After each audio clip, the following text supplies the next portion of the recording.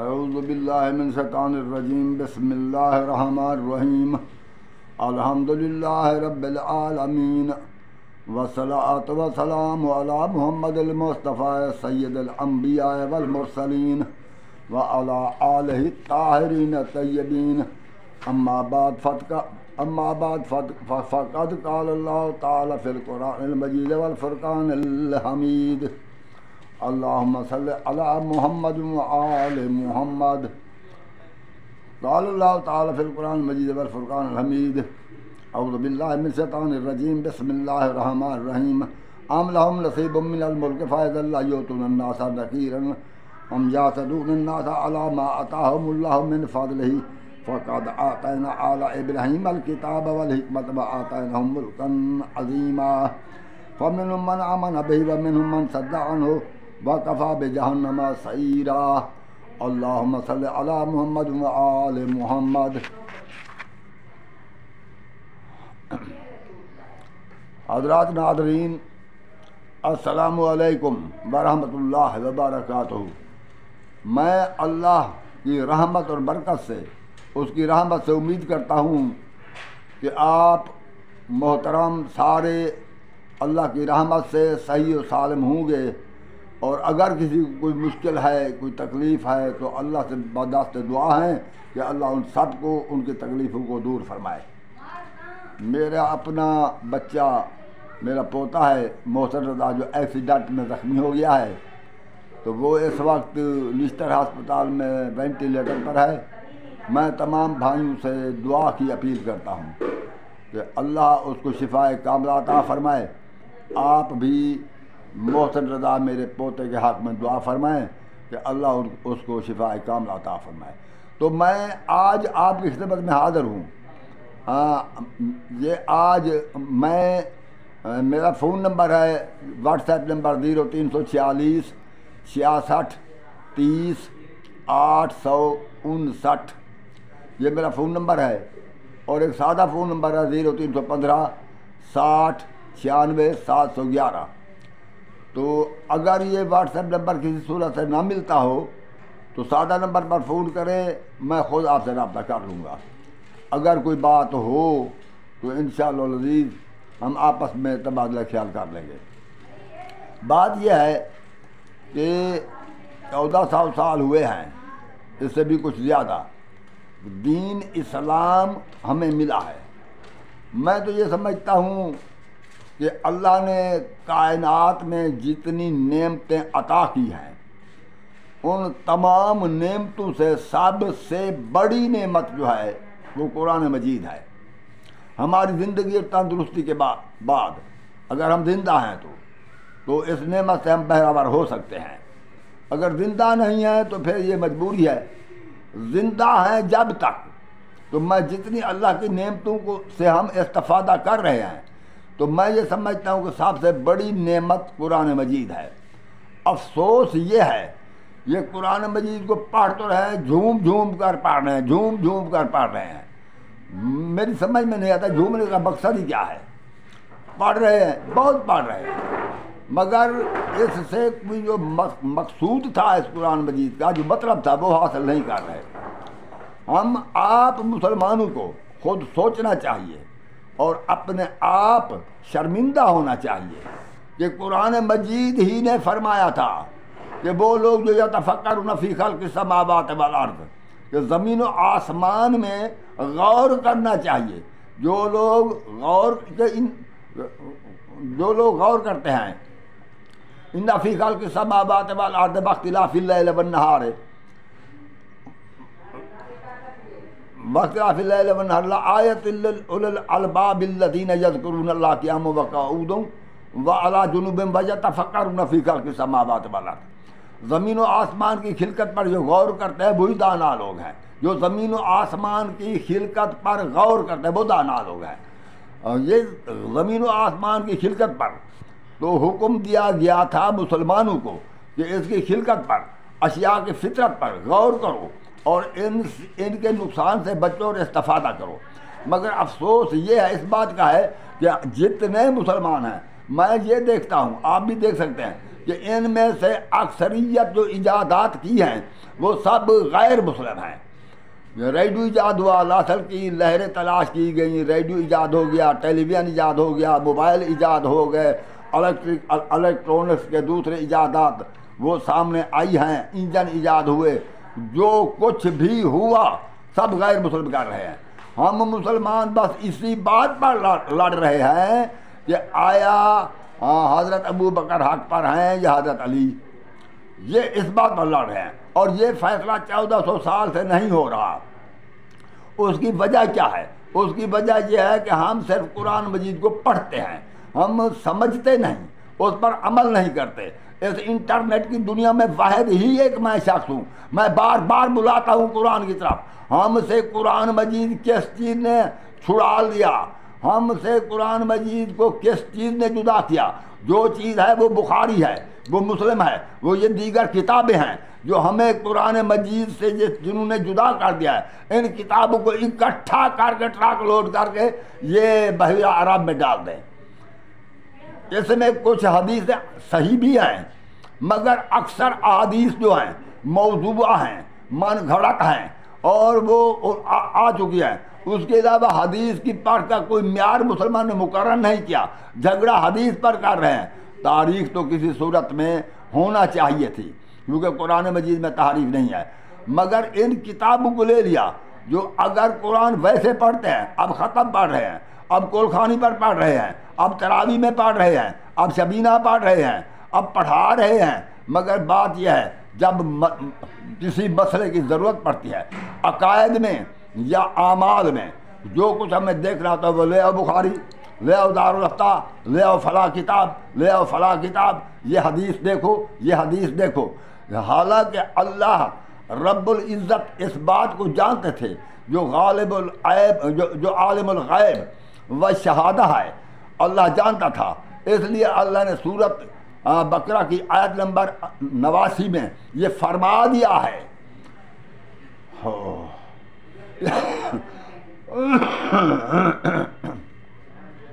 یہ فرما دیا کہ فَوَيْلٌ لِّلَّذِينَ يَكْتُبُونَ الْكِتَابَ بِأَيْدِيهِمْ ثُمَّ يَقُولُونَ هَٰذَا مِنْ عِندِ اللَّهِ۔ جو ہلاکت ان لوگوں کے لیے ہے جو کتاب اپنے ہاتھ سے لکھتے ہیں اور پھر کہتے ہیں یہ اللہ کی طرف سے ہے۔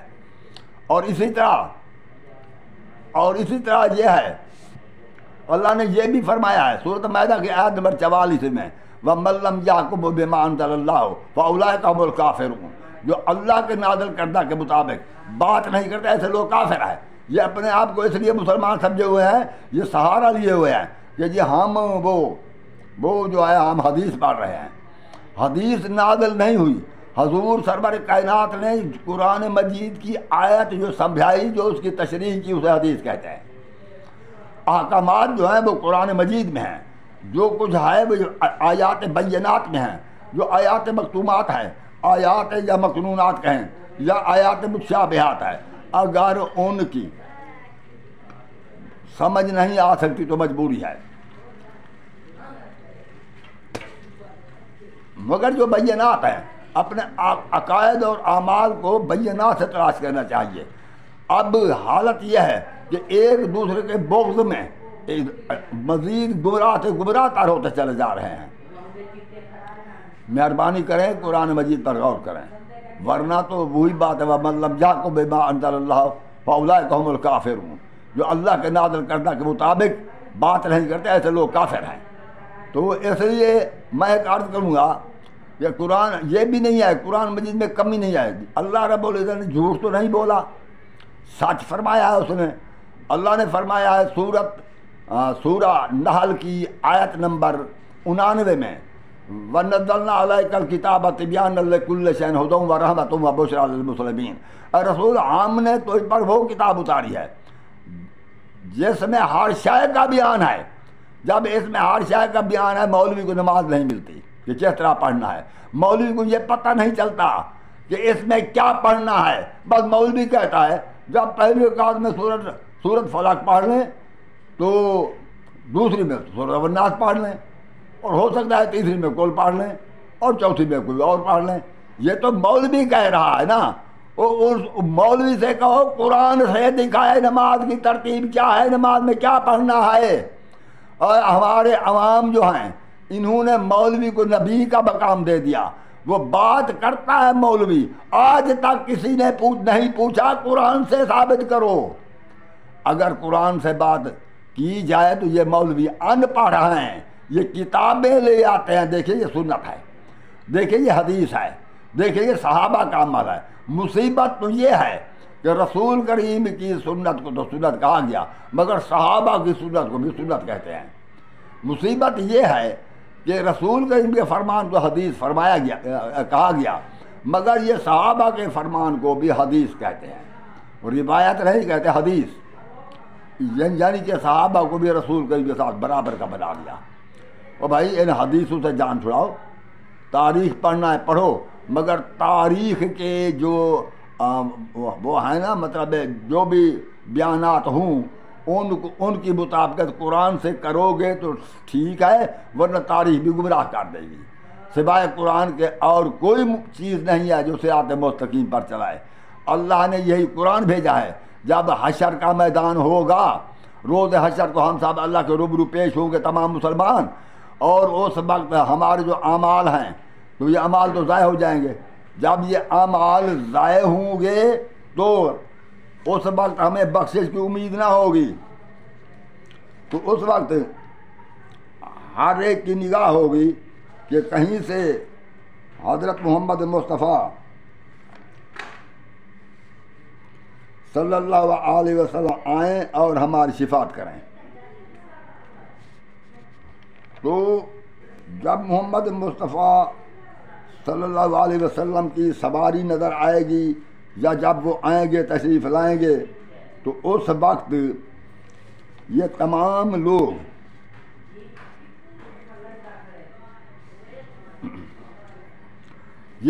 لوگ رسول کریم کی طرف دوڑیں گے، یا متوجہ ہوں گے، یا رسول اللہ، یا رسول اللہ، ہم تیرے امتی ہیں، ہماری شفاعت کرو، ہمیں جہنم کی آگ سے بچاؤ۔ تو اس وقت رسول کریم ایک بلند مقام پر پہنچیں گے، آپ کے ہاتھ میں قرآن مجید ہوگا، تو آپ فرمائیں گے وقال رسول رب ان قوم اتخذوا هذا القرآن مہجورا۔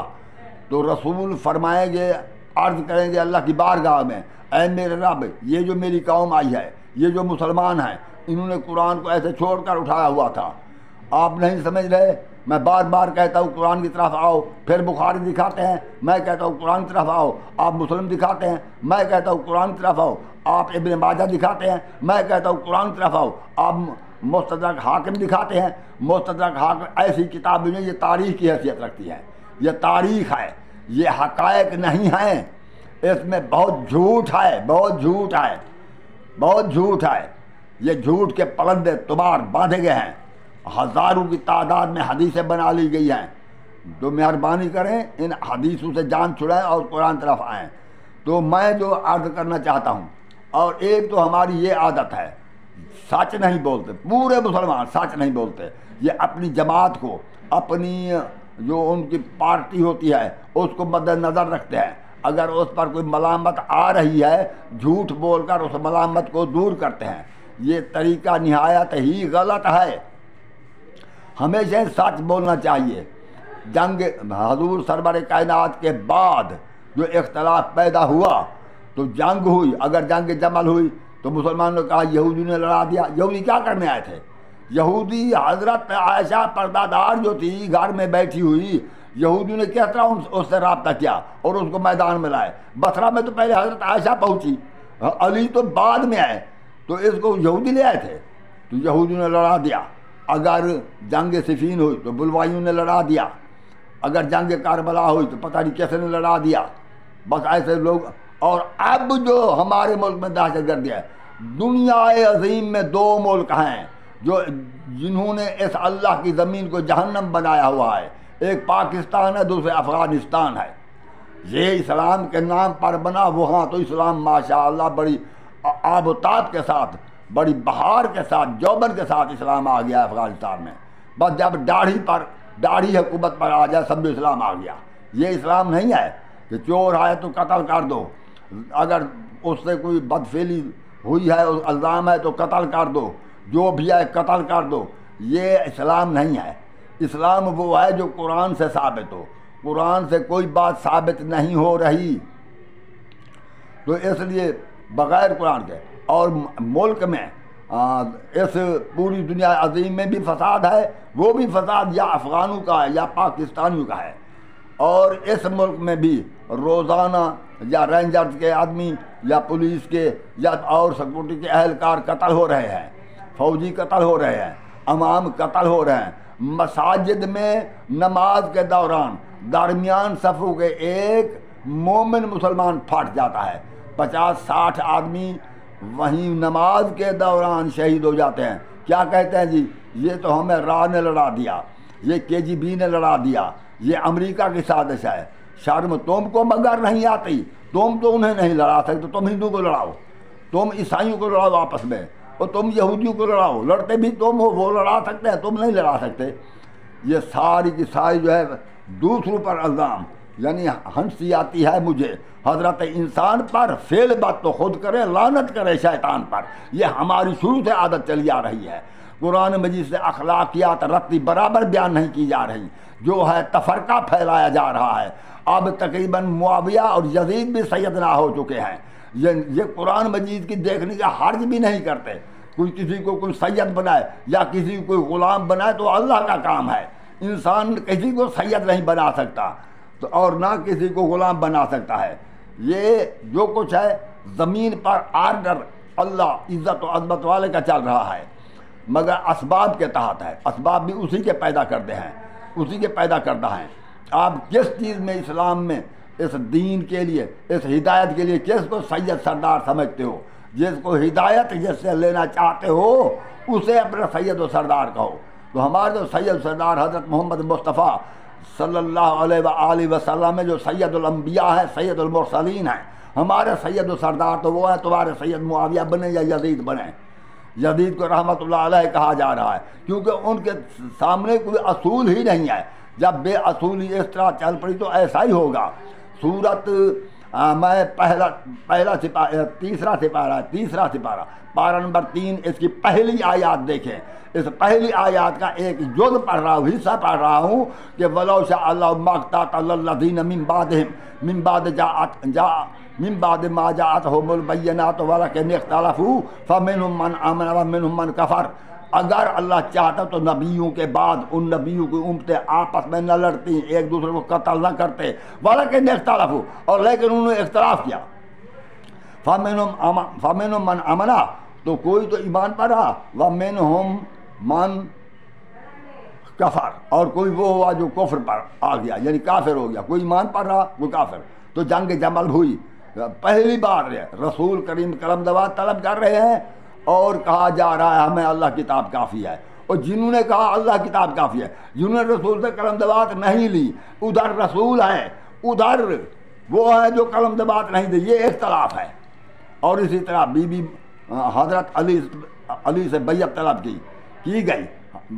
اہل شیعہ کے نزدیک حضرت علی نہ کوئی بیعت کی ہے، نہ کسی کی اتباع کی ہے، نہ کسی کے پیچھے نمازیں پڑھی ہیں، مگر جہاں تک اہل سنت کا تعلق ہے وہ کہتا ہے بیعت کچھ دنوں کے بعد کر لی۔ بہرحال پہلے کچھ دن انکار کرتے رہے، وہ انکار کرتے رہے، وہ طلب بیعت کا اصرار کرتے رہے۔ یہ دو مختلف پارٹیاں تھیں، ان کے درمیان اختلاف تھا۔ پھر فدق کے معاملے میں اختلاف ہوا، اور پھر اس کے بعد جمل میں اختلاف۔ یہ جنگ جمل ہوئی، 13,000 آدمی کام آئے، جنگ جمل ہوئی۔ گلی ڈنڈا نہیں کھیل رہے تھے، یہ کبڈی نہیں کھیل رہے تھے، جنگ کر رہے تھے، قتل ہو رہے تھے۔ 13,000 قتل ہوئے۔ اتنی جو لوگ قتل ہوئے، اس کا قتل کا حساب روز حشر کون دے گا؟ علی دے گا یا عائشہ، طلحہ اور زبیر دیں گے؟ مگر ہمارے لیے وہ بھی راضی اللہ، وہ بھی راضی اللہ، وہ بھی راضی اللہ، وہ بھی راضی اللہ، یہ تو ہو گئے سارے راضی اللہ۔ جو قتل ہوئے وہ کیا تھے؟ کیا انسانی خون نہیں بہایا گیا؟ مگر نہیں، کسی ایک طرف ہونا ہوگا۔ جب یہ تم ہر طرف جو ہے نا، یہ بیٹی والے اور بیٹے والوں کو دروازے پر ہر جگہ پر بھنگڑا نہ ڈالیں، کسی ایک طرف ہو کر رہے ہیں۔ لا تلبسوا الحق بالباطل وتکتموا الحق وانتم تعلمون، حق کو باطل کا لباس مت پہناؤ، کوئی ایک در ہو کر رہو۔ آج جو کوئی میں بیان کرنا چاہتا ہوں وہ یہ ہے کہ اللہ رب العزت نے میں آپ کو اللہ کا کلام دیکھو اللہ کے قرآن یہ کہتے ہیں جی واقعہ کربلا قرآن سے ثابت کرو. قرآن نے فرما دیا, قرآن نے فرما نہیں سنا میرا پیغام اللہ کا پیغام ہے, میں آپ کو پڑھ کر سنا رہا ہوں کہ سورۃ نحل کی آیت نمبر 99 کہ وَنَزَّلْنَا عَلَيْكَ الْكِتَابَ تِبْيَانًا لِكُلِّ شَيْءٍ, ہم نے تم پر کتاب اتاری اس میں ہر شے کا بیان ہے. اب واقعہ کربلا ہوا یا نہیں ہوا, حق پر تھا حسین یا یزید, کون حق پر تھا کون باطل پر تھا, یہ قرآن تو فرما دیا کہ ہر چیز قرآن میں ہے. اگر تمہیں نہیں ملتی تو میں بیان کرتا ہوں, جب میں بیان کرتا ہوں تم تسلیم نہیں کرتے, اپنی طرف سے تو کچھ کہو, اپنی طرف سے تو کچھ کہو. میں تو بیان کرتا ہوں, تم نے تسلیم نہ کیا, تم نے مانا نہیں, تم تو کچھ کہو کہ آخر واقعہ کربلا نہیں ہوا تو یہ مشہور کیوں ہوا اتنا واقعہ. اور اگر واقعہ کربلا نہیں ہوا تو کوفہ سے لے کر شام تک 32 بچوں کی قبریں کیوں ہیں, مزاریں کیوں ہیں. اگر یہ واقعہ کربلا نہیں ہوا تو بی بی ام لیلہ کا مزار حلب پہاڑ کی چوٹی پر شام و اردن کی سرحد پر کیوں ہے. اگر یہ واقعہ کربلا نہیں ہوا تو بی بی زینب عالیہ کا مزار شام میں کیوں ہے. اگر یہ واقعہ کربلا نہیں ہوا, اگر یہ نہیں ہوا تو اتنی شہرت کیسے ملی, اتنی شہرت. اگر یہ نہیں ہوا تو یا سارت الحسین کا نعرہ لگا کر مختار سقفی میدان میں کیوں آئے. تو مختار سقفی کو جو کہتے ہو کہو, مگر بات یہ ہے نعرہ اس کا یہ تھا یا نہیں تھا. اور جو شرم تم کو مگر نہیں آتی, کیا مختار سقفی شہادت حسین کے کوئی ہزاروں سال بعد آئے, اور اس کے بعد جو عباسی میں جو سیاہ علم اٹھا کر اٹھے وہ بھی جیسے تھے. میں عباسی کی تصدیق نہیں کر رہا, نہ میں مختار سقفی کی, اسے جھنجھٹ میں پڑھنے کی ضرورت نہیں ہے. میں بات یہ کر رہا ہوں, میری بات سمجھو کہ انہوں نے بھی انتقام حسین کا نعرہ لگایا. شاید حسین شہید ہوا تھا, تم نے حدیثوں پر تو حدیثیں پڑھ دو, حدیثیں بھی بہت ہے شہادت حسین کے بارے میں. اور پھر تعلق کہہ رہے ہیں یزید رحمۃ اللہ, یزید رحمۃ اللہ, اللہ فرماتا ہے وَلَوْ شَاءَ اللَّهُ مَا اقْتَتَلَ الَّذِينَ مِن بَعْدِ جَاءَتْهُمُ الْبَيِّنَاتُ وَلَكِنَّ اخْتَلَفُوا فَمِنْهُم مَّنْ آمَنَ وَمِنْهُم مَّنْ كَفَرَ. اور جب لوگوں میں اختلاف ہوا نبیوں کے بعد, یہ اللہ کلیہ بیان فرما رہے ہیں. کلیہ قرآن پڑھو, یہ کلیہ ہے کہ نبیوں کے بعد ان کی امت نے جب بھی اختلاف کیا تو ان میں سے کچھ کافر ہو گئے اور کچھ ایمان پر رہے. یہ کلیہ ہے. اب حسین اور یزید کا موازنہ کرا تمہاری مرضی, اب میں تم پر چھوڑتا ہوں. اب حسین کو بھی تم اگر رحمت اللہ رضی اللہ کہو, یزید کو بھی رحمت اللہ, تو قرآن تو فرما رہا ہے ایک تو کفر پر ہے ایک ایمان پر ہے. اور اب کچھ ایسی بکواس کرو جو یزید کو رحمت اللہ علیہ کہتے ہیں, میں ان سے کہہ رہا ہوں اب ایسی بکواس کرو کہ حق کو باطل کو الگ الگ کرو. یہ دونوں رحمت اللہ علیہ یا رضی اللہ نہیں ہو سکتا. کوئی شرم کرو. یہ صرف داڑھی علامت نہیں ہے علم کی. میں بار بار کہتا ہوں میں قرآن پڑھ سکتا ہوں, تم نہیں پڑھ سکتے.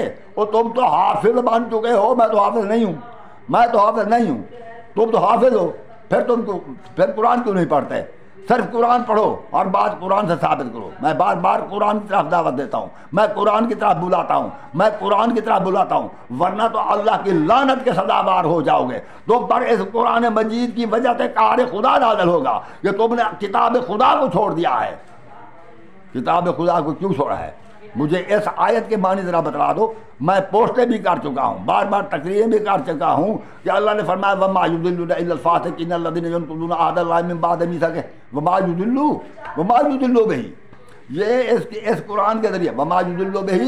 یار مجھ سے دیکھ رہے میں زبانی پڑھ رہا ہوں, میں حافظ تو نہیں ہوں, میری زبر دیر کی غلطی نہ پکڑتا رہنا. شرم کرو, میں تمہیں ہدایت کا راستہ دکھا رہا ہوں. آؤ قرآن مجید سورۃ بقرہ کی آیت نمبر 27 پڑھو. وہ کیا ہے جو اللہ فرماتا ہے وَيَقْطَعُونَ مَا أَمَرَ اللَّهُ بِهِ أَن يُوصَلَ, جو اس کو جدا کرتے ہیں جس کا حکم دیا گیا ہے.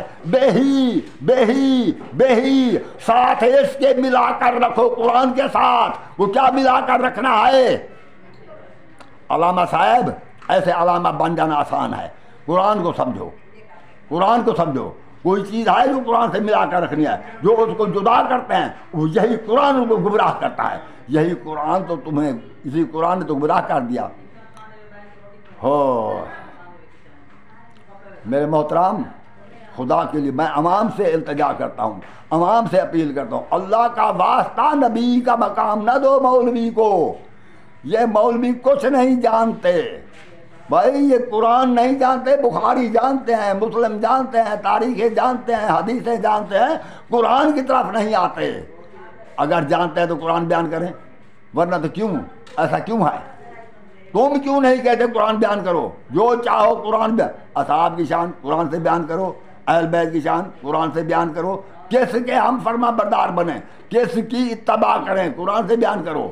بعد رسول کے کیا صحاب کی اتباع کرنا ہے، اہل بیت کی اتباع کرنا ہے؟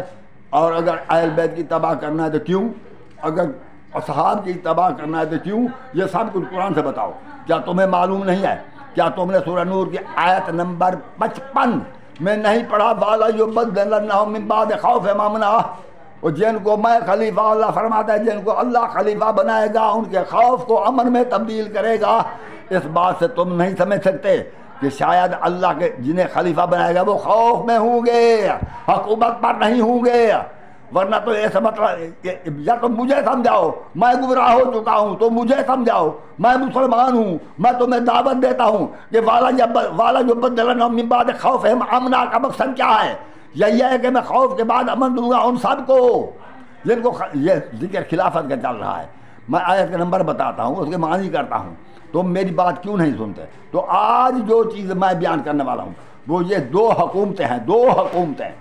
وہ ایک تو یہ ہے کہ یہ سورت آل عمران کی آیت نمبر 53، ہاں تو میں پہلے عرض کر رہا تھا کہ یہ کہتے ہیں جی فلاں یزید نے تو قسطنطنیہ فتح کیا، اللہ کی ان لوگوں پر لعنت ہو جو یزید کو جنتی قرار دے رہے ہیں۔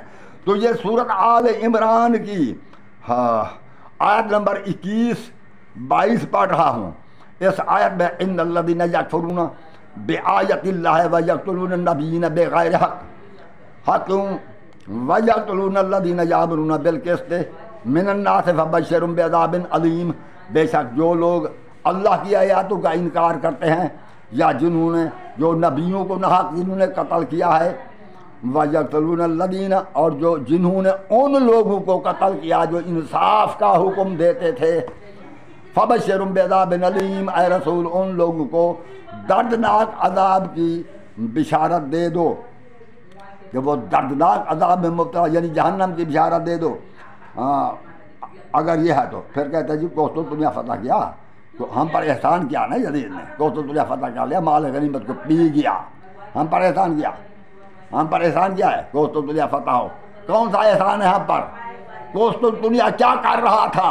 یہ حدیث بھی موضوع ہے، سمجھے نہیں ہو تم حدیث کو، حدیث ہے، حدیث صحیح ہے، تم نہیں سمجھے، تم نے قسطنطنیہ بتا دیا، حدیث کچھ اور ہے۔ تو ان کو دردناک عذاب کی بشارت دے دو۔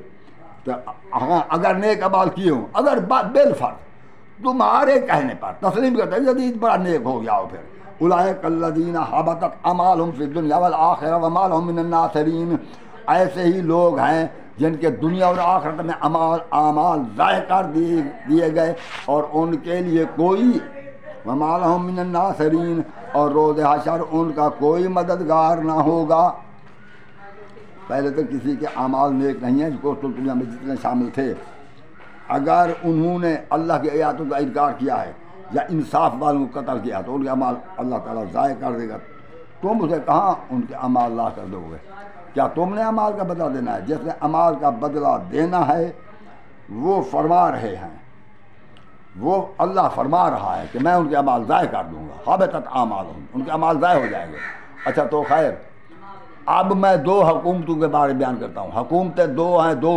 اچھا وہ جنہوں نے ان لوگوں کو قتل کیا جو انصاف کا حکم دیتے تھے، مجھے یہ بتاؤ حضرت امام حسین سے بڑھ کر انصاف کا حکم دینے والا کون ہے؟